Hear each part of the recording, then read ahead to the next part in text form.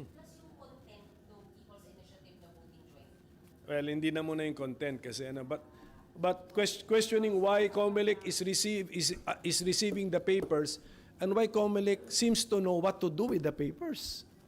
Di ba? Parang, ba't nalalaman nung gagawin doon? Ha? Di ba, yun yung doon ka magtataka eh.